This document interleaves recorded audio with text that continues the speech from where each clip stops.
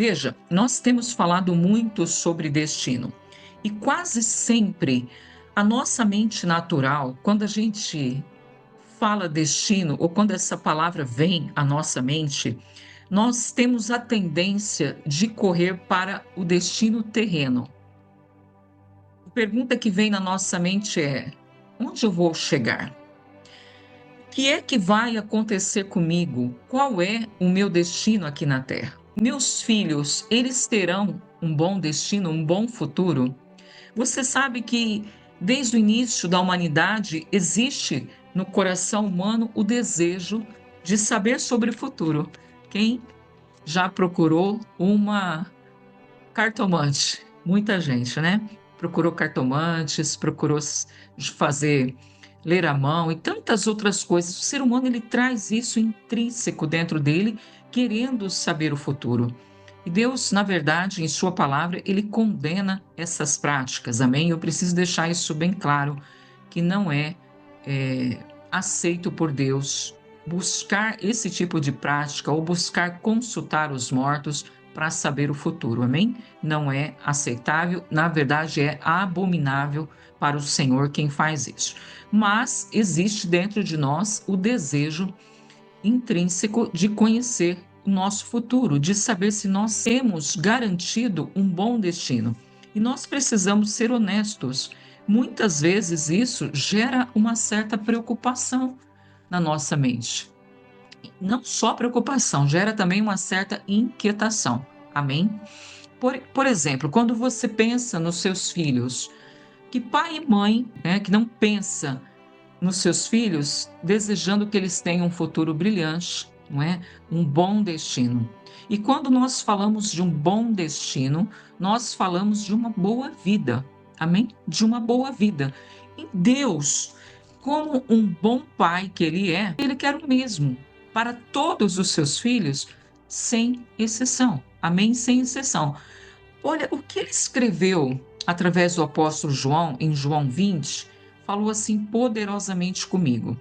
Porque João 20:30, a palavra diz: na verdade, fez Jesus diante dos discípulos muitos outros sinais que não estão escritos neste livro.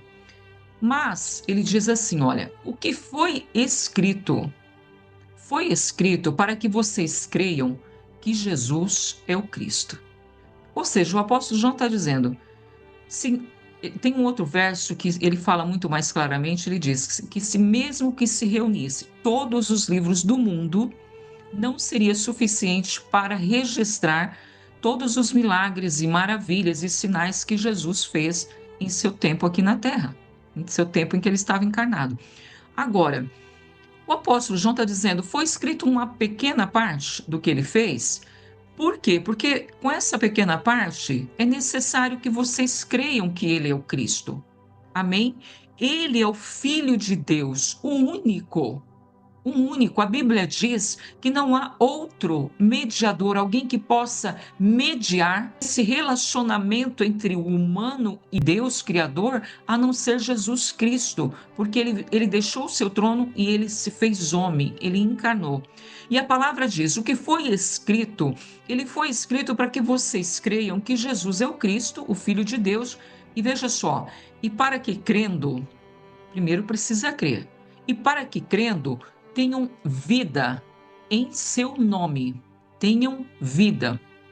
João, ele está deixando algo muito claro. O Evangelho, ele não foi escrito apenas para nos informar o que aconteceu no passado. Não. Ele está escrito, ele está nas nossas mãos ainda hoje para gerar vida. Amém? Para gerar vida. Isso tem que estar muito claro na sua cabeça. A pergunta, então, é inevitável. Que tipo de vida que o apóstolo João está falando? É só a vida terrena? É só a vida eterna? Que vida é essa? Veja, no original grego, quando você pega esse verso e pega a palavra vida, que é a palavra zoe, ela significa, o significado é muito profundo, significa estado de alguém cheio de vitalidade, vida real, vida verdadeira, vida genuína, vida ativa, vida gloriosa e plena. Vida devotada a Deus, abençoada, abençoada. Ou seja, nós não estamos aqui nessa terra apenas para existir. Apenas. Não, nós estamos aqui para viver uma vida segundo a vida de Deus dentro de nós. Por isso que a palavra diz que as escrituras, tudo que está escrito aqui, é vivo e eficaz, porque essas palavras sagradas, ela contém um espírito. Você sabe que Deus criou tudo por meio da sua palavra, por meio do seu espírito. Então ele deixou para nós essa carta de amor, como espírito e vida. Por isso que quando você medita na palavra, você se sente forte, você sente que a autoridade do Espírito fala através de você. Você se sente curado, rejuvenescido, fortalecido. Tudo isso por quê? Porque o Espírito está agindo através da palavra. Por exemplo, eu sou uma pessoa que gosto muito de ler livros. Mas, apesar da informação ser muito boa e nos ajudar muito, eu tenho muitos livros, eu leio muito, o livro não é como a Bíblia, porque o livro é letra, é informação. A Bíblia, ela é letra e espírito, é as duas coisas. Aí é que está a diferença, que talvez muitas pessoas não entendam, e por isso elas não abrem a Bíblia e não recebem vida e ficam mortos em seus próprios delitos e pecados, conforme a palavra falou. Se o Espírito Santo da palavra não entra dentro de você, você não tem a vida de Deus dentro de você. É isso que a palavra está dizendo aqui em João 30. É preciso ler, é preciso meditar, é preciso estudar e ouvir a palavra, para que você tenha a vida do Espírito dentro de você. Amém? Então, nós vemos que Jesus, em sua obra terrena, ele não veio apenas para nos salvar do inferno. Ele veio para nos inserir em uma nova qualidade de vida. Por isso que a palavra diz que nós somos nele novas criaturas. É uma nova qualidade de vida. Você conhece muito bem João 10:10, que diz: eu vim para que vocês tenham vida e vida em abundância. A Bíblia revela uma verdade poderosa. Quem está em Cristo já experimenta a vida eterna no presente, a verdadeira vida, que é essa vida que eu citei para você, que é uma vida plena. Já experimenta aqui agora, porque você pode perceber, você que caminha seriamente com Cristo, você vai perceber, meu Deus, as tempestades não te abalam, não te abalam, elas podem até te balançar, mas elas não vão te abalar, você não vai ficar caído, não, você é constantemente fortalecido pelo Espírito. Então você vive sim a vida eterna agora no presente. E essa mesma vida plena, ela vai se manifestar após a ressurreição. Veja o que diz 1 Tessalonicenses 4, 16, 18. Porque, dada a ordem, olha que forte isso, foi emitida uma ordem na corte celestial. Dada a ordem, com a voz do arcanjo e o ressoar da trombeta de Deus, o próprio Senhor, o Rei dos Reis, o magnífico, o perfeito, o santo, o Alfa e o Ômega, ele descerá dos céus e os mortos em Cristo, os mortos nele, o que quer dizer isso? Aqueles que tinham ele como Senhor e Salvador, único Senhor e Salvador nessa vida. Os mortos em Cristo ressuscitarão primeiro. Depois, nós, o que estivermos vivos, seremos arrebatados com ele nas nuvens, para o encontro com o Senhor nos ares. Assim estaremos com o Senhor para sempre. Louvado seja Deus.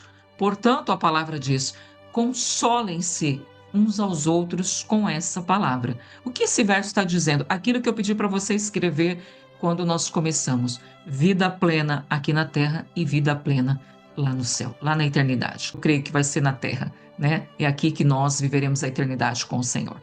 A salvação, nós precisamos entender que, antes de eu falar da salvação, Deixa eu te dizer, a vida que começa em Cristo, quando você recebe o Senhor Jesus como Senhor e Salvador da sua vida, ela não vai terminar na morte. Ela não vai terminar. É apenas uma mudança de dimensão. Agora, o problema, entre aspas, é a mudança de dimensão para quem não está em Cristo. Aí é que é o problema. Por quê? A salvação que Jesus nos traz através da sua cruz, da obra redentora na cruz, ela só faz sentido, literalmente, ela só faz sentido quando nós entendemos do que nós fomos salvos. Isso é claro para você? A salvação só faz sentido quando nós entendemos do que nós fomos salvos. Quando nós temos uma clara consciência para onde nós estávamos indo antes da obra redentora de Jesus e antes de nós aceitarmos Ele como Senhor e Salvador da nossa vida. Nós sabemos que o inferno, ele é real, ele não é simbólico. Ele é para alguns, ou talvez para muitos, o destino. Nós estamos falando de destino. A Bíblia diz que haverá um julgamento, e nesse julgamento toda a humanidade ela será dividida em 3 partes. E 2 partes dela serão lançadas no inferno. Somente uma vai se salvar. Nós precisamos procurar saber que lado que nós estamos, em qual parte. Nós temos que nos preocupar com isso nessa vida, nessa vida. Daniel 12:2 diz: muitos dos que dormem no pó da terra ressuscitarão. Olha, uns para a vida eterna, para morar com o Senhor, e outros para vergonha e horror eterno. O mesmo lugar, meu Deus, é muito forte. Veja, ouça o que eu vou te dizer. O mesmo lugar que foi originalmente preparado para Satanás e seus demônios, será também um lugar para aqueles que serão condenados. Isso é muito sério. Quando nós falamos de vida, nós precisamos considerar as 2 coisas: a forma que nós vivemos aqui na Terra e o tipo de vida que nós teremos quando nós partimos para uma outra dimensão. Essa outra dimensão, ela será uma vida maravilhosa ao lado do nosso Senhor, ou ela será nesse lugar de vergonha e horror eterno citado pelo profeta Daniel. Aqueles que forem destinados para o inferno, eles não terão a opção de chegar lá e dizer: não gostei deste lugar, eu quero ir para outro. Não vai haver. Hoje, nós temos a opção de escolher, enquanto nós estamos caminhando nessa terra. Por isso, quando o Senhor Jesus disse para nós: olha, enquanto você está caminhando nessa terra, se acerta com o seu irmão, pague as suas dívidas até o último centavo, porque para onde você vai, não vai ter mais nada que possa ser feito. Não vai ter. Lá não terá opção. Ou é céu ou é inferno. Não tem meio termo. Não tem como optar por um ou por outro. As nossas ações, a nossa vida enquanto nós estamos aqui, é que vai determinar o tipo de vida que nós teremos lá. Diante do trono branco, diante do julgamento do Senhor, você vai estar sozinho. Eu vou estar sozinha. Teu marido não vai te acompanhar, os teus filhos, teu vizinho, ninguém. Vai ser eu e o Senhor Jesus, você e ele.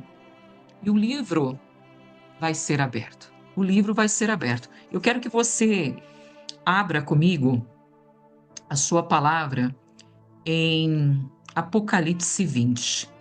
Abra comigo, por favor, Apocalipse 20. Olha o que diz a palavra. No verso 11. Deixa eu ver se é isso. Isso, no verso 11. Apocalipse 20, verso 11, a palavra diz: vi um grande trono branco e aquele que nele se assenta, de cuja presença fugiram a terra e o céu. E não se achou lugar para eles. Vi também os mortos, os grandes e os pequenos. Por que a Bíblia fala isso? Fala dos pobres e dos ricos. Vi também os mortos, os grandes e os pequenos, postos em pé diante do trono. Então se abriram os livros, ainda outro livro.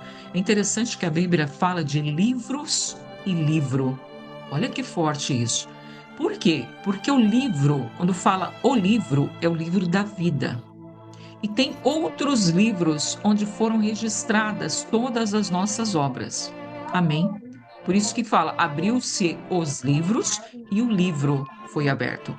E os mortos foram julgados segundo as suas obras, conforme o que se achava escrito nos livros. Entende? Nos livros das nossas obras, conforme se achava escrito nos livros. Aí a palavra diz algo muito forte. Ele fala assim: olha, deu o mar os mortos que nele estavam. O mar, ele vai ser obrigado a devolver todos aqueles que morreram afogados. Aí a palavra diz: a morte e o além entregaram os mortos que nele havia. Tanto a morte como o além, como o mar, será obrigado a devolver todos os mortos para que eles possam ser julgados. Então a morte e o inferno foram lançados dentro do lago de fogo, e essa é a segunda morte. Se alguém, olha que forte isso, se alguém não foi achado inscrito no livro da vida, esse será lançado dentro do lago de fogo, junto com a morte e o inferno. Amém? Esses vão ser lançados no lago de fogo. Então, nós teremos um julgamento, livros abertos para que sejam declaradas as nossas obras aqui na terra, e nós, depois de declarada, é isso que a palavra está falando, vai ver se você está sendo achado no livro da vida ou não. Se não estiver, não há o que fazer. Deus não vai discutir comigo e com você. Hoje nós temos condição de fazer um jejum, nos ajustar à vontade do Pai, para nos redimir, para nos purificar. Hoje nós temos essa vantagem. Agora, o dia que nós estivermos diante do Todo-Poderoso, do Juiz de toda a terra e de todo o universo, não há nada que eu e você possamos falar. Não há nada. Porque lá, ele não é o Cordeiro, ele é o Rei dos Reis, ele é o Senhor dos Senhores. Ele tem o domínio de tudo e de todos, e lá nós não poderemos falar, talvez nem voz nós tenhamos numa situação dessa. Então, assim, continuando aqui no Apocalipse 21, no verso 1, fala assim, olha, então vi novo céu e nova terra, pois o primeiro céu e a primeira terra passaram, e o mar já não existe. Vi também a cidade santa, Nova Jerusalém, que descia do céu. Por isso que eu disse para você que é aqui o lugar da nossa moradia com o Santíssimo. Amém? Vi também a cidade, a Nova Jerusalém, que descia do céu, a parte de Deus, ataviada como noiva, adornada para o seu esposo. Aleluias! Eu e você, a Igreja de Cristo, sendo preparadas para esse encontro. Então ouvi uma voz vinda do trono dizendo: eis o tabernáculo de Deus com os homens. Deus habitará com eles, e eles serão povos de Deus, e Deus mesmo estará com eles. E ele lhes enxugará dos olhos toda lágrima. A morte já não existirá, não haverá luto, nem pranto, nem dor, porque as primeiras coisas já se passaram. Já se passaram. E aquele que está sentado no trono disse: eis que faço nova todas as coisas. Eu declaro essa palavra na tua vida: eis que faço nova todas as coisas. Pega essa palavra como uma chave, como um código, como um rema para a sua vida. Eis que faço nova todas as coisas. E acrescentou: escreve, porque essas palavras elas são fiéis e verdadeiras. E disse-me ainda: tudo está feito. Eu sou o Alfa e o Ômega, o princípio e o fim. E quem tem sede, dar-te de graça a fonte da água da vida. E o vencedor herdará todas essas coisas. Todas essas coisas. E ele será meu filho. Ele será meu filho. Aleluia. Você pode dar um glória a Deus bem grande aí, em nome de Jesus. Agora, você lendo a carta de Apocalipse, meu Deus, ele fala de perseverança. Nós estamos vivendo um tempo que, mais do que nunca, nós precisamos de perseverança para continuar sendo fiéis ao Senhor e então herdar a coroa da vida eterna. Amém? Nós precisamos mais do que nunca. Eis que estou à porta e bato. E quem ouvir a minha voz e abrir a porta, entrarei em sua casa e cearei com ele, e ele comigo. Ao vencedor, lhe darei a sentar comigo no meu trono, assim como eu também venci e sentei com meu Pai no meu trono. Quem tem ouvidos, ouça o que o Espírito diz à igreja. Amém. Em nome de Jesus. Que vida poderosa, maravilhosa, perfeita, sem dor, sem lágrimas, sem pranto, nós teremos ao lado do nosso Senhor. Por isso nós precisamos ser perseverantes. Amém. Saiba que Jesus, ele falou sobre o inferno mais do que qualquer outra pessoa na Bíblia, meu querido e minha querida, mais do que qualquer um. E outra, faz sentido, porque veja só, se não houvesse inferno, se não houvesse perdição e condenação eterna, por que que a salvação pediria urgência? Por quê? O arrependimento, nesse caso, viraria uma opção. Amém? Poderia ou não arrepender, tanto faz, se não houvesse inferno. E a cruz? O que seria da cruz? Ela seria apenas um símbolo. Mas ela é um resgate. Ela é um resgate. A aliança da vida, ela só é compreendida quando nós sabemos do que nós somos livrados. Amém?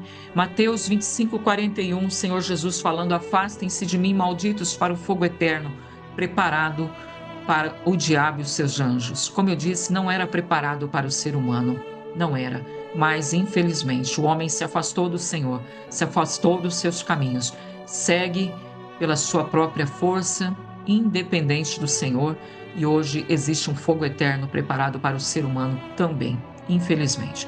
Mateus 10:28, temei aquele que pode fazer perecer no inferno tanto a alma quanto o corpo. Né? Quando Jesus disse, não precisa temer o homem. A única coisa que o homem pode fazer contra você, na verdade, é matar o seu corpo. Agora, eu, eu eu posso salvar a sua alma e o seu corpo, os dois. Amém? A alma é tão preciosa que precisou do sangue de Jesus para resgatar. Sem o sangue não teria como. Se aquele sangue não fosse derramado naquela cruz, não teria como salvar a nossa alma. Estaria perdida para sempre, para sempre. Então, meu querido e minha querida, o inferno, ele não foi criado de forma alguma para o homem. Entenda isso. Na misericórdia de Deus, Deus está nos alertando. E é bom ouvir isso logo nas primícias do ano, não é?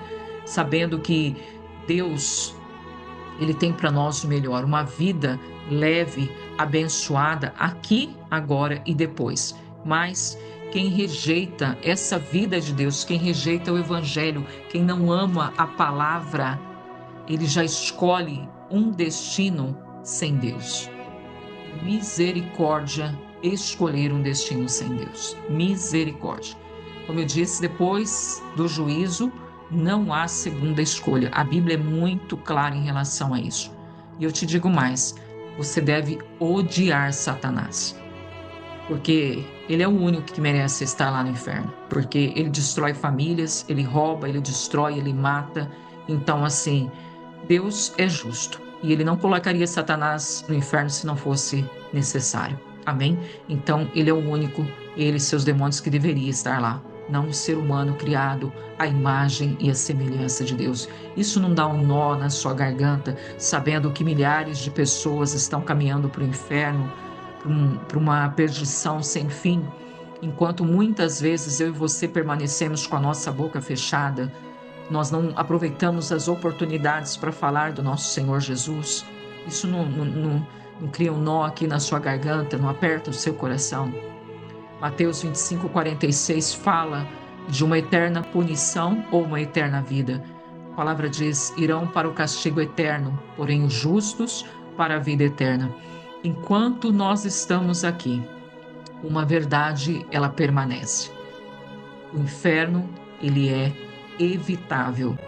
Enquanto nós estamos aqui, ainda tem uma chance. Agora eu te digo, não deixe para depois. Se você tiver que fazer um concerto com Deus, faça hoje.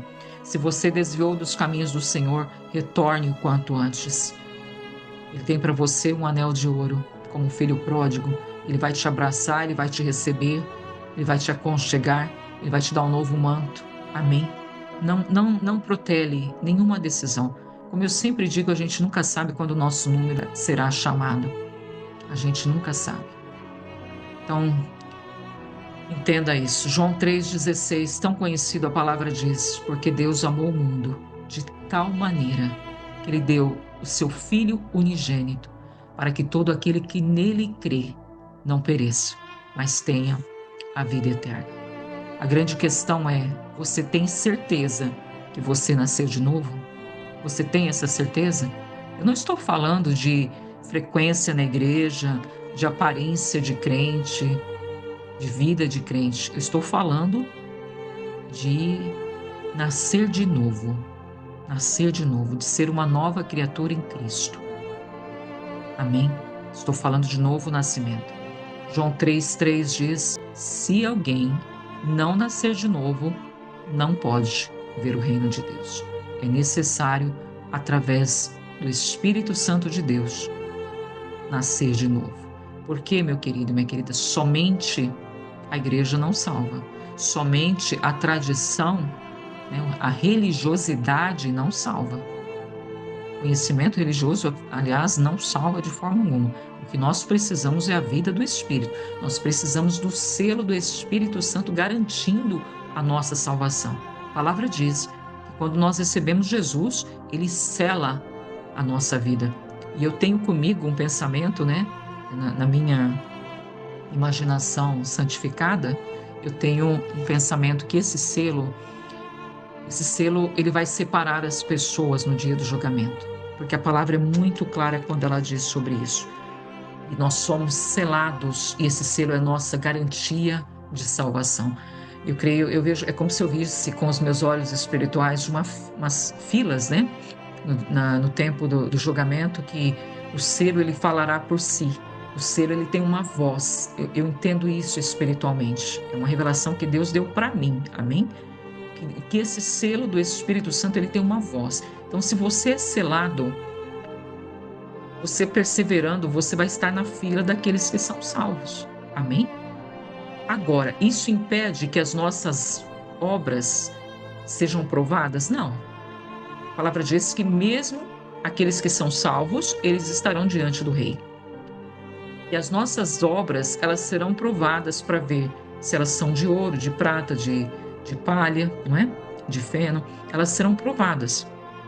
Qual é a diferença para quem faz boas obras nessa vida?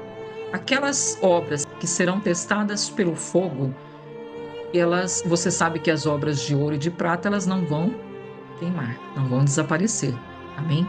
E quando essas obras elas forem testadas pelo fogo e permanecerem, vai estar dizendo para o Senhor: olha, a obra desse filho é de ouro ou de prata. E aí o que acontece? Obra de ouro ou de prata tem recompensa, tem galardão. Amém? Tem galardão. Agora, a obra de palha, de feno, ela não tem. Ela queima por completo. A pessoa perde a salvação? Não, não perde, mas não tem galardão nenhum. Então, assim, entenda isso, estude a palavra. Nessas partes que falam sobre galardão, vai falar sobre isso, sobre as obras de palha, de ouro. No julgamento nós vamos passar pelo fogo purificador, né? O fogo do ourives, e ele vai purificar. Agora, você vai viver uma eternidade com Jesus. Você quer viver uma eternidade sem galardão nenhum, sem recompensa nenhuma? E quando você descobrir que a recompensa daqueles que têm obra de ouro e de prata é se assentar com ele no trono, meu Deus, a palavra diz: assentarão com ele no trono para julgar as nações. É muito forte, é forte demais, é forte. E para quem não tem galardão nenhum, não sei o que vai acontecer. Vai ser salvo, mas eu não sei, né, como é que vai ser, que vida que vai ter, vida eterna. E não esquece que estamos falando de vida eterna, amém? Vida eterna. Então procure ter boas obras aqui na terra. Procure ajudar o seu próximo. Procure falar de Jesus, matar a fome de alguém. abençoar a tua igreja, o ministério da tua igreja, servir na tua igreja, servir melhor. Faça qualquer coisa, fala, eu estou aqui para te servir, para servir ao reino. Faça obras, são escritas, sejam elas boas ou más, elas serão escritas nos livros, estão sendo escritas. Você que está aí na casa de 60 anos, você já tem 60 anos de obras escritas nos livros eternos. 60 anos. Talvez você ainda não tenha nenhum galardão. Talvez as suas obras serão todas queimadas até a data de hoje. Mas você pode começar a ter algum galardão a partir de hoje. Por quê? Vamos imaginar que você está na casa dos 60 anos e você ainda vai viver mais 20, 30 anos, Deus abençoando com saúde.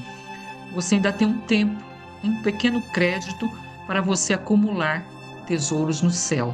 Amém? Por isso que a palavra diz: acumule tesouros nos céus, porque lá a traça não corrói. Por isso que ele fala: acumule tesouros nos céus. Nós temos ainda, talvez 10 anos, 20 anos, não sei quantos anos de vida eu tenho, você tem. Mas se durante os seus anos de vida, você olhando para a sua vida passada, as suas obras forem todas de palhas, você ainda tem tempo de começar a ter obras de ouro e de prata, amém? Em nome de Jesus. O importante é você entender o que diz 1 João 5,12. Quem tem o Filho tem a vida. Quem não tem o Filho não tem a vida.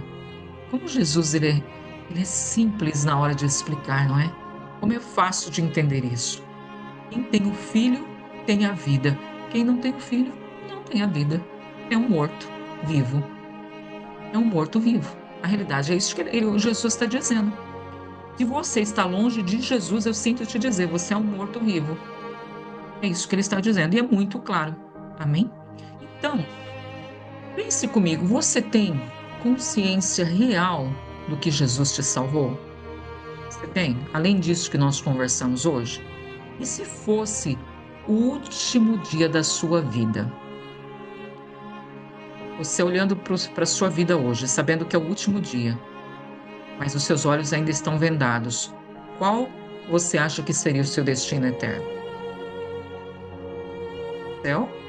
Ou vida eterna com Ele? Ou vida eterna no inferno? Qual destino você acha que você teria? Mantenha uma aliança viva com o Criador da vida. Mantenha uma aliança viva entre você e Jesus Cristo. Mantenha uma aliança viva. Deus está nos chamando não apenas para um destino melhor.